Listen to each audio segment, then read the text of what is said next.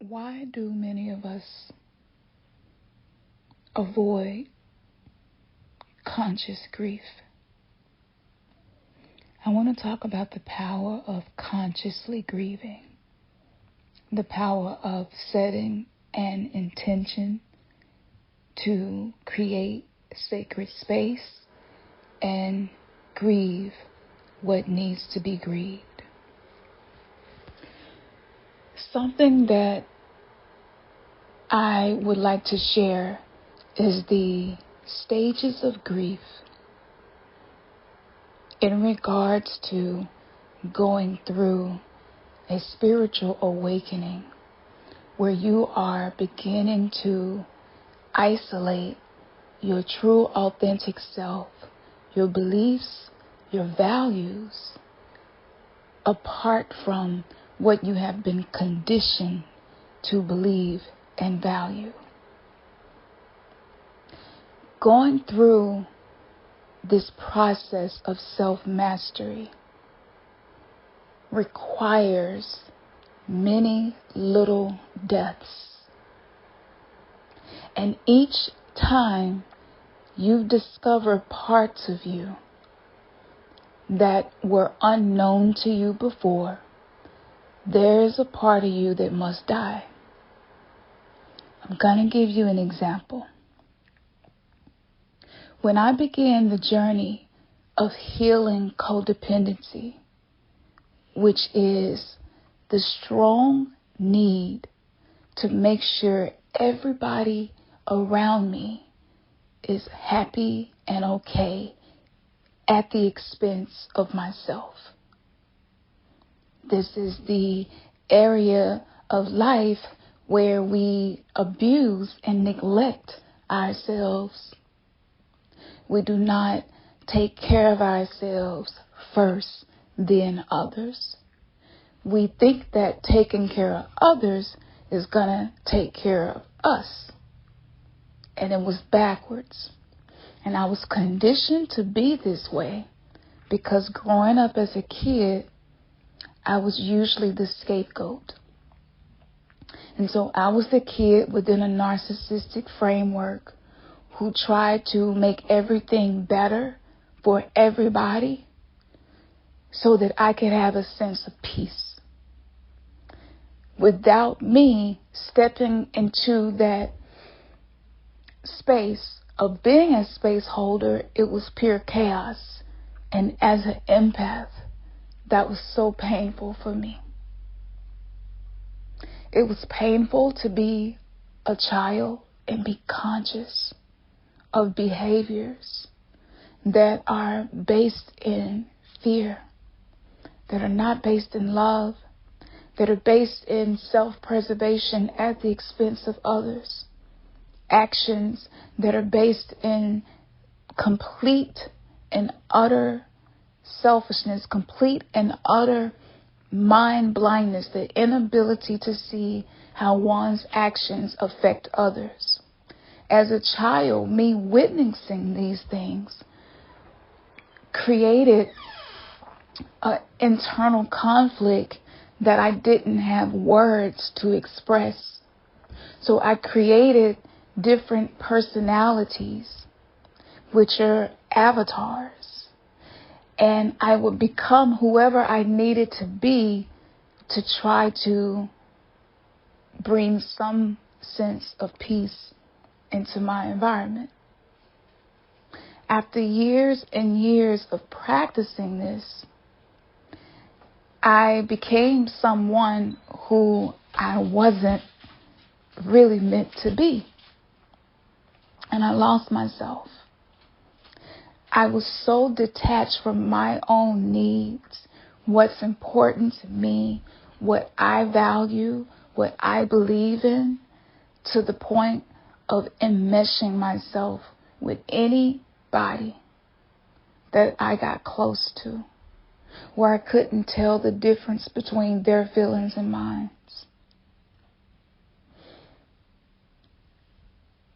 This is something that many of us experience. And when you are really doing the work of soul journeying into exploring who you really are versus who the world told you you should be, you're going to come across aspects of yourself that you loved, but you don't know how to cultivate. You don't know how to embody those aspects of you anymore. A lot of women go through this when we get married and have children and start raising kids and building families, and you get lost in that role of being a mother, and you don't know who you are outside of them. You don't have any hobbies. You don't know, you don't even know where to begin with who you are, what you would like to do. And one of the signs of this is when you get free time and you don't even know what to do. You can't make a decision. You can't decide if I'm going to go to the park and sit and paint a picture. Am I going to go take myself shopping and get me some new clothes? Because that's something that a lot of people who are recovering codependents don't do, especially if the needs of others has a tendency to scream louder at you than your own needs. And so you'll just say to yourself, well, I don't have to have new clothes, and we don't have to, but it's a really nice thing to do for yourself. These simple things. And with that free time, you may find yourself still thinking about how you can help other people and meet other people's needs and what you can do for them. Me catching myself in those moments brought up grief.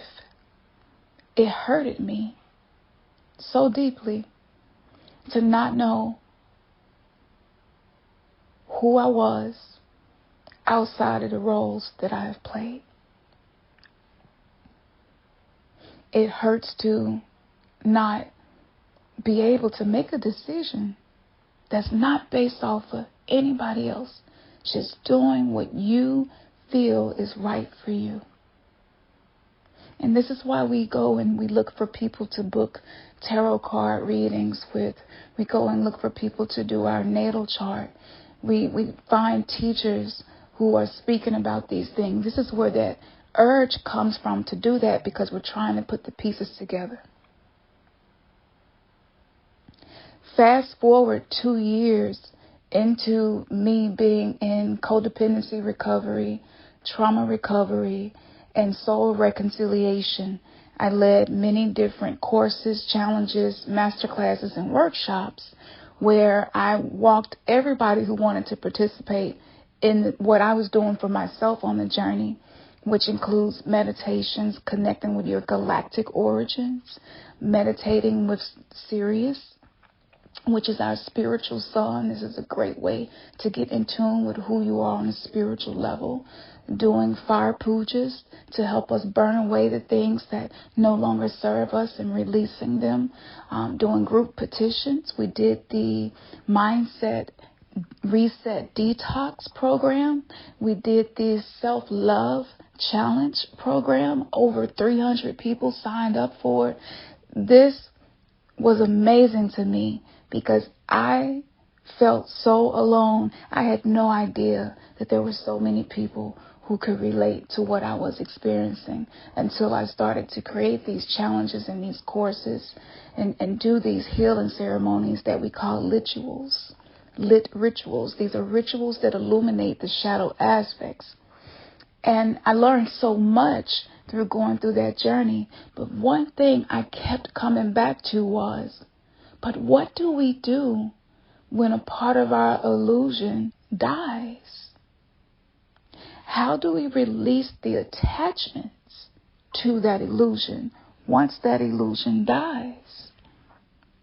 Who do we become once we release something that's an empty space within us? What do we put in that space that's going to actually benefit us? And I created something called the false self funeral. And this was given to me. Actually, I was working with Kali Ma at the time, and Lilith. Working with those two powerful streams of consciousness, let me tell you, you got to make sure that you really want to let go of attachments and that you are really ready to release the illusions, because that's absolutely what's going to happen.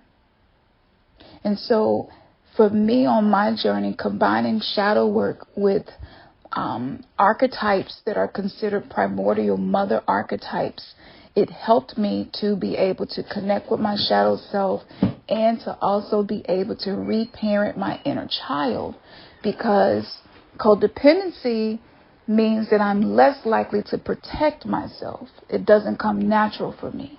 Self-preservation doesn't come natural for me. My first thought is always, what can I do for others? So I needed to work with an archetypal mother consciousness that could teach me how to be liberated from those things, to release the attachments, and to be able to take care of myself, even if others are annoyed by me being the one to say no when I don't want to do something, and I'm always the one to say yes. Even if people talk shit about me because I'm not going to family gatherings and I'm not associating with friends and I'm not doing any of the things that no longer resonate with my innermost being. To be able to do that, it requires courage and it requires self-trust. You got to know that you're making the best decisions, especially when you choose to do things like go low contact or no contact with people that have been in your lives your whole life,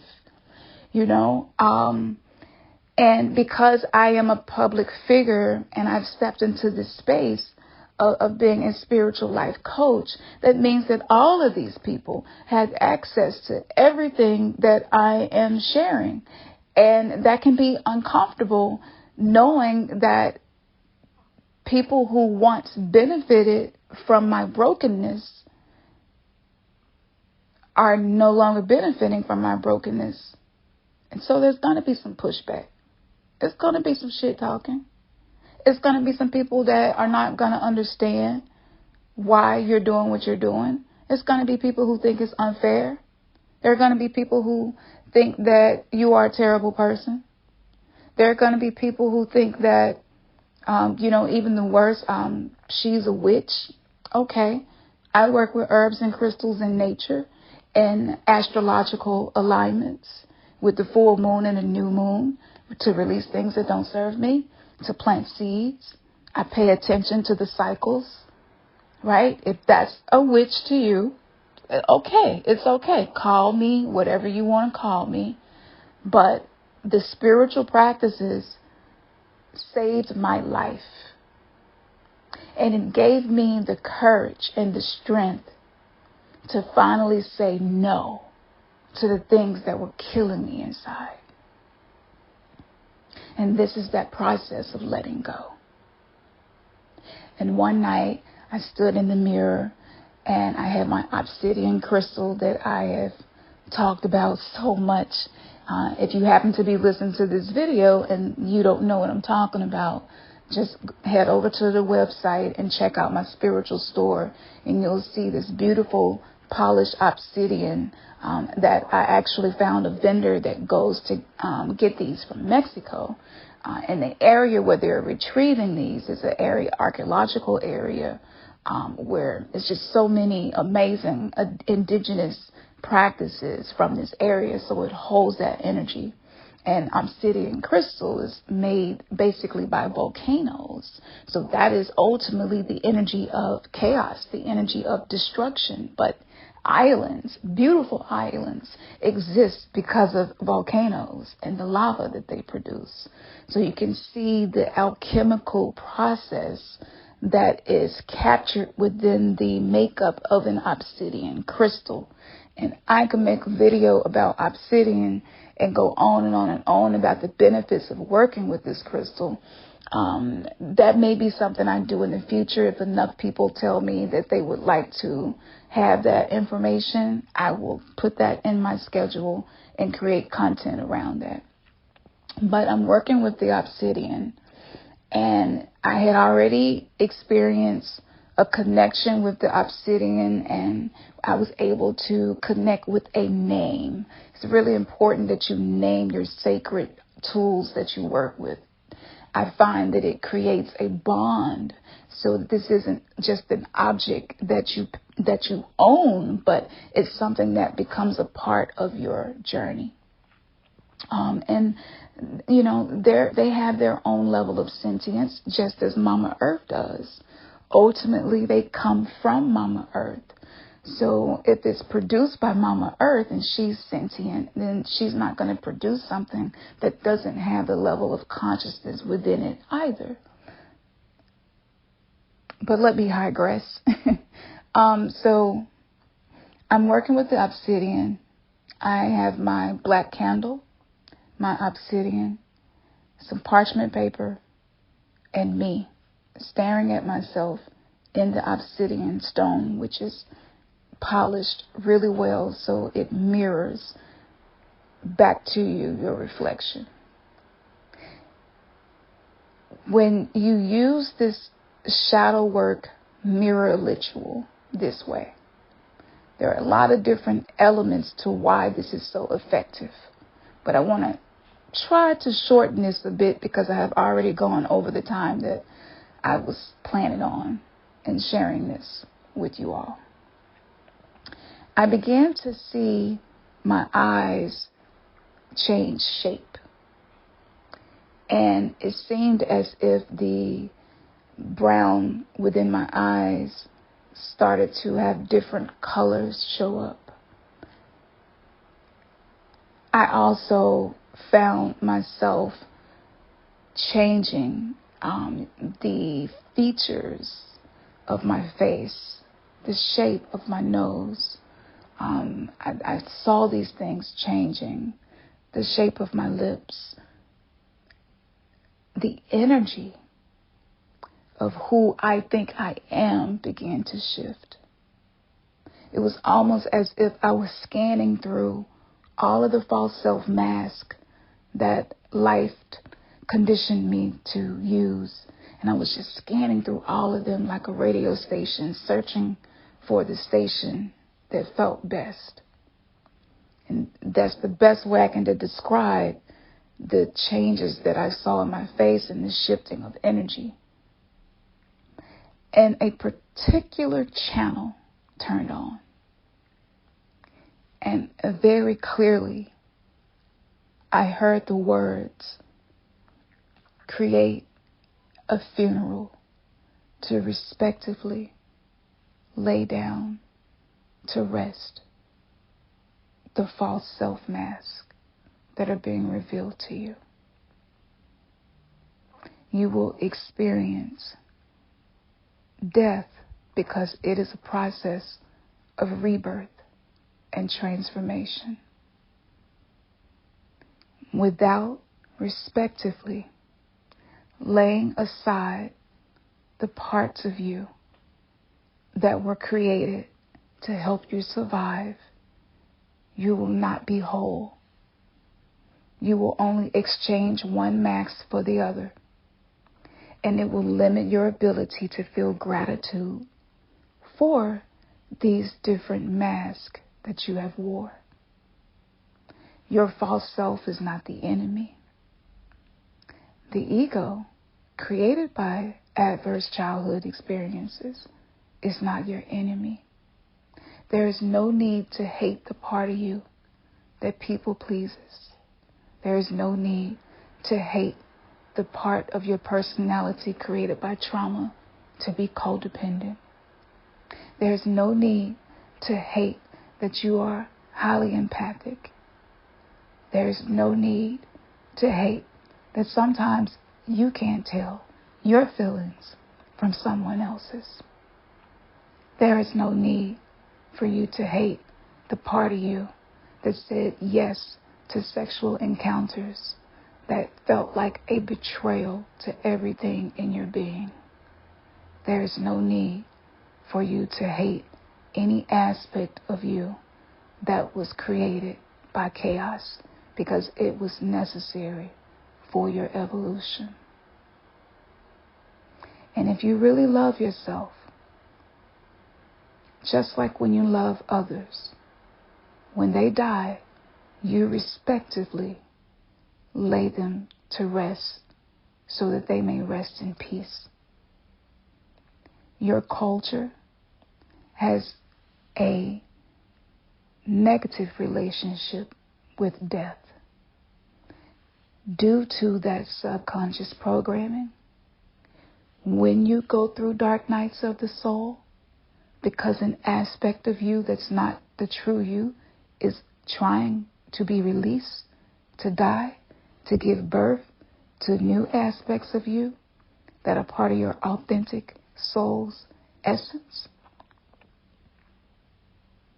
by not respectively laying that part of you to rest, you will not have peace. And the tears started to roll. My face was so saturated with tears of grief. And I didn't realize how much I needed to grieve. Because when we lose someone that we love, we go through cycles of grief. We also have a ritual that we call funeral arrangements and all of the activities that are a part of that, depending on your culture, depending on certain religious beliefs. Your ethnicity may determine how that looks, but ultimately, every culture has some type of ceremony to lay people to rest in peace. But for some reason, we have not loved ourselves enough to know that we also deserve to lay parts of us aside to rest in peace. And on that night, I wrote the false self funeral. This was flowing through me so quickly, I couldn't write it fast enough. So I had to record it in audio format. And then I went back and wrote it down.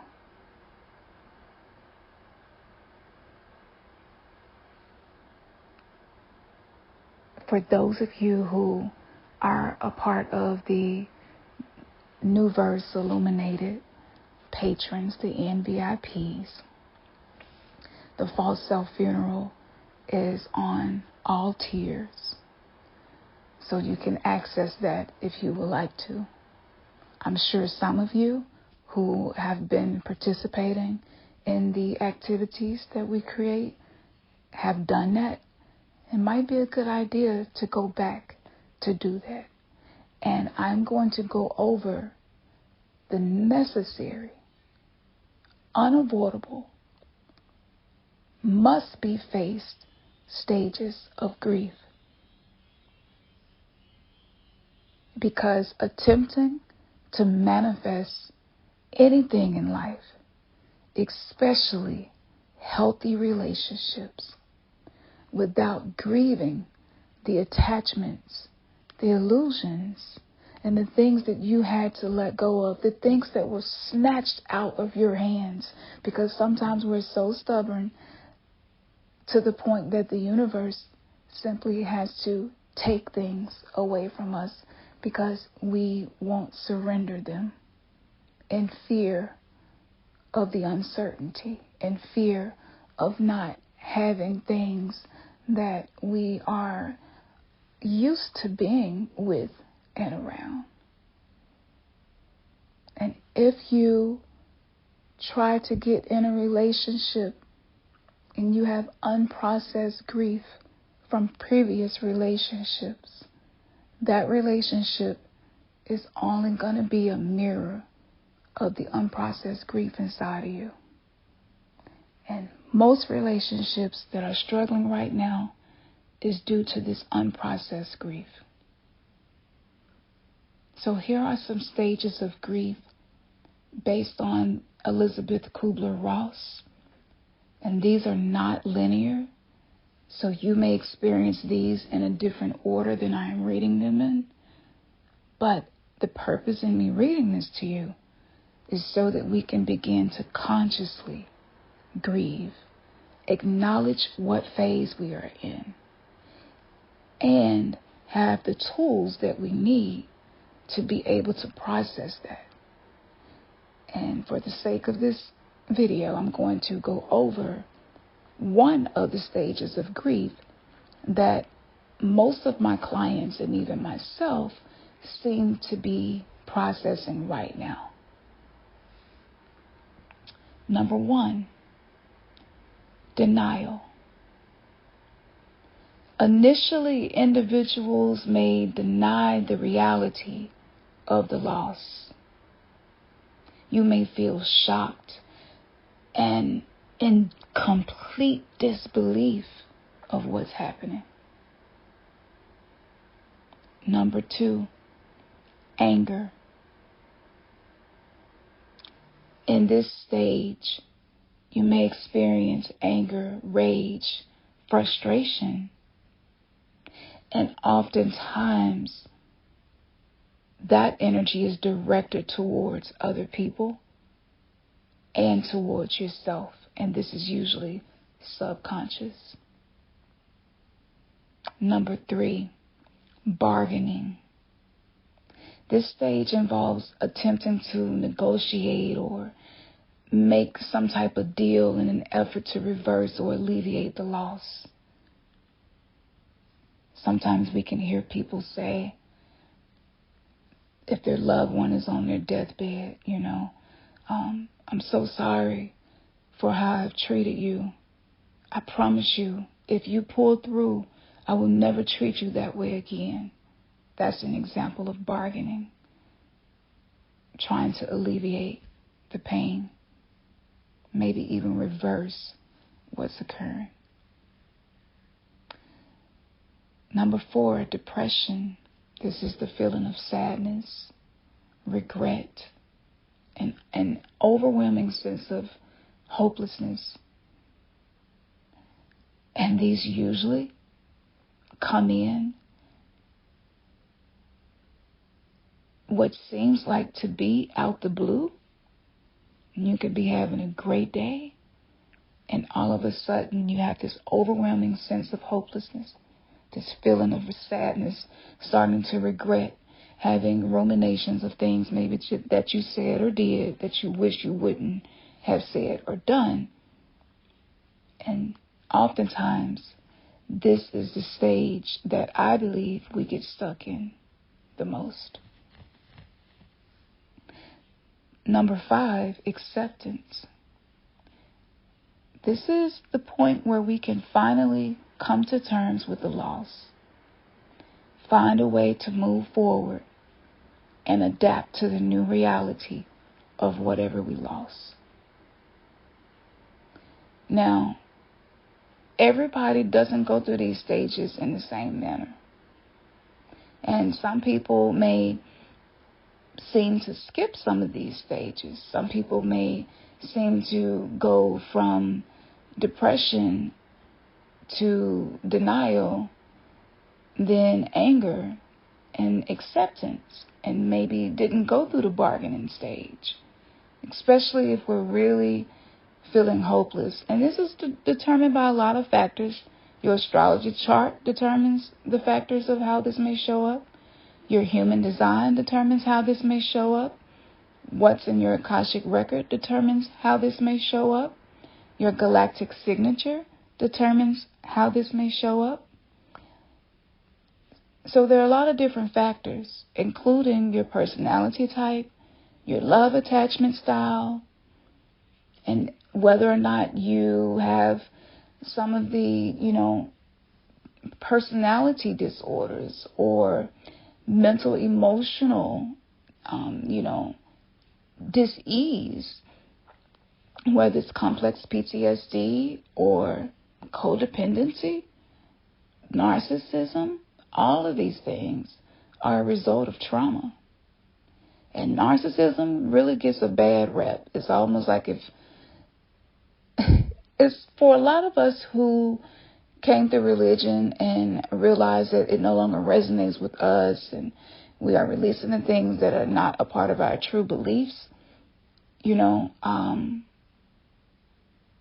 we sometimes can feel that there's a purpose in what's occurring, and it gets confusing when you know that you have experienced narcissistic abuse, because you're wondering to yourself, how in the hell is that something that's beneficial for me? And so narcissism is like the new devil, right? It's the new Satanist. Anybody who has narcissistic traits is the new devil. This is the era that we're in right now. But I want you to remember something, that all of these things are the result of trauma. So I wouldn't call people who deal with codependency the devil. I wouldn't call people who are narcissists the devil. I wouldn't call people who are dealing with bipolar disorder or borderline personality disorder the devil.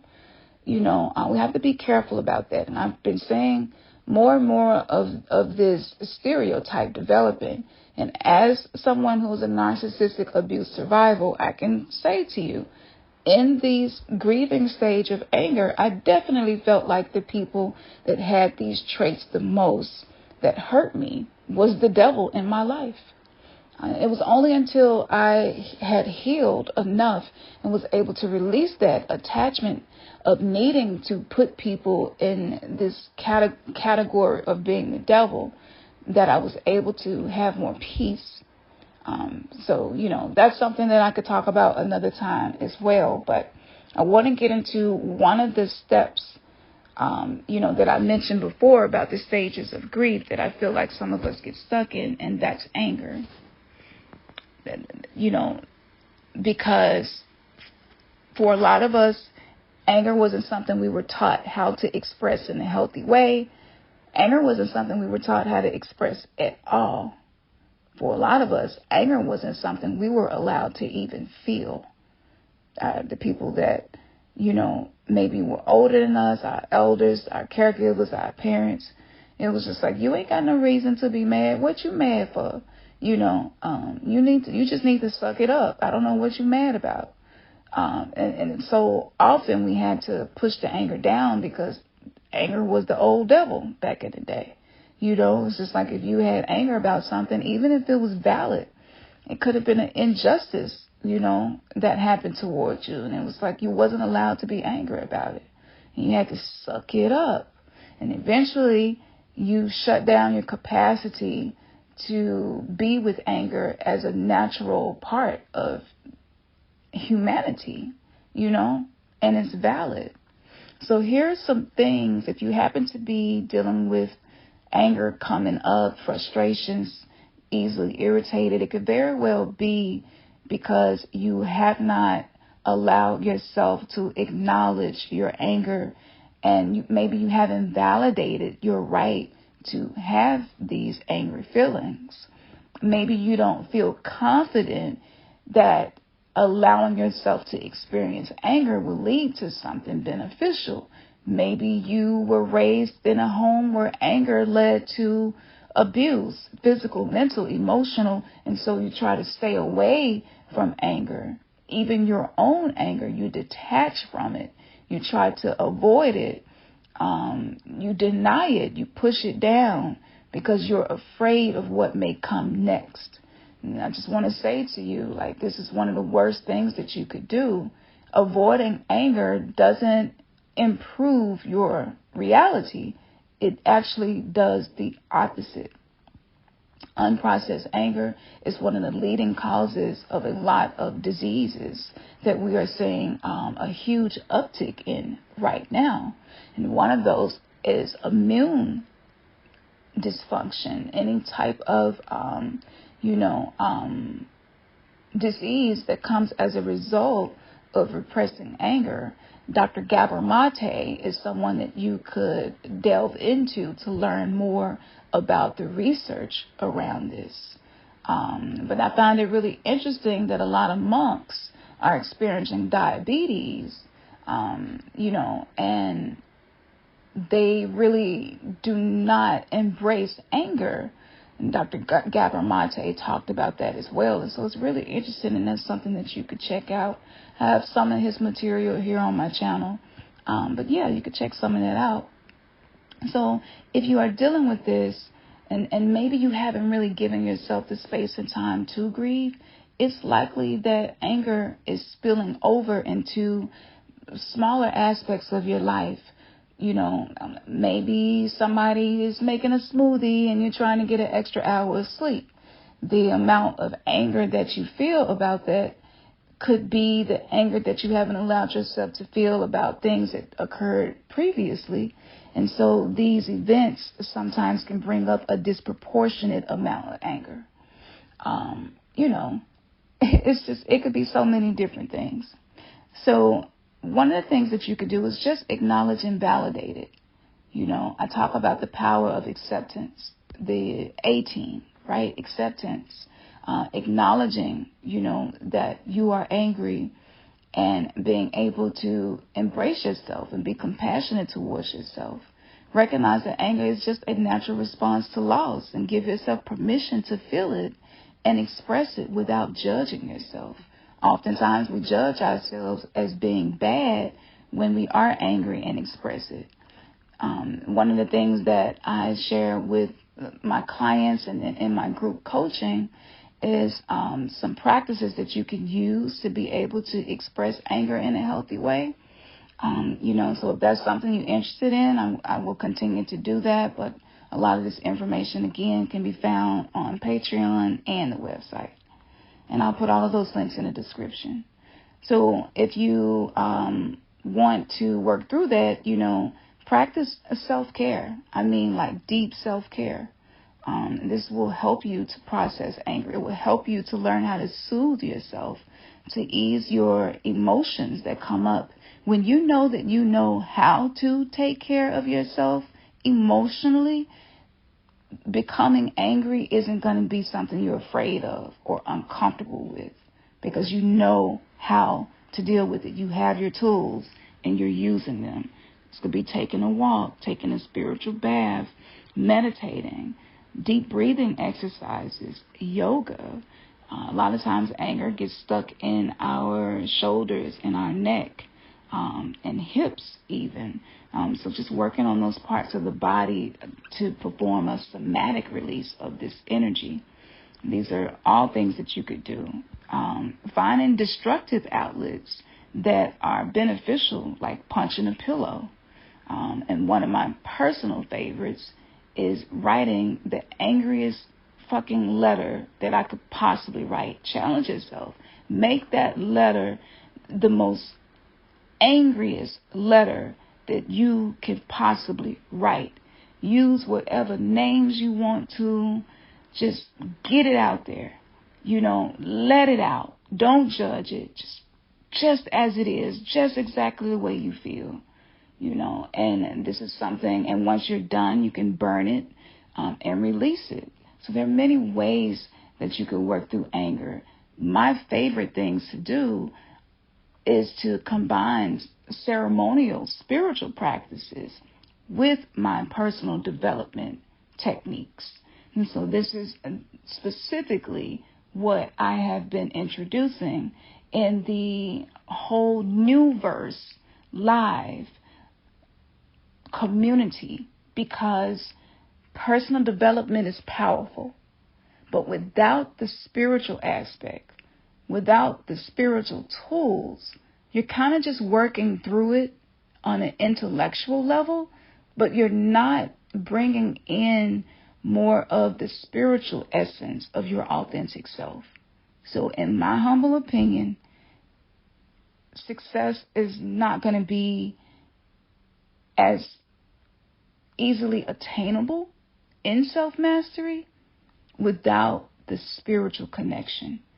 Because the way we connect to our soul is through spirituality. Okay? So if your spirit is broken and you don't have a spiritual practice, which is part of self-care as well, then it may take longer for you to go through these stages of grief. And so I hope that this information, came through for somebody and maybe help you to acknowledge and accept where you are, to be able to validate yourself. This journey, again, it's not linear. So it goes and comes, and just being able to just go with the flow. Emotions are a very watery, elemental energy, and just being able to go with the flow is going to be something that will help you to create a reality, to script your life with new verses that bring forth the best parts of you, and that can accept the flaws and see beauty in that. And I don't know if y'all noticed, but when you accept your shadows and when you are no longer afraid to admit to your shadows and you begin living more of your truth, you manifest things that hard work and willpower cannot manifest. Ultimately, shadow work brings success. Namaste. Namaste. One love.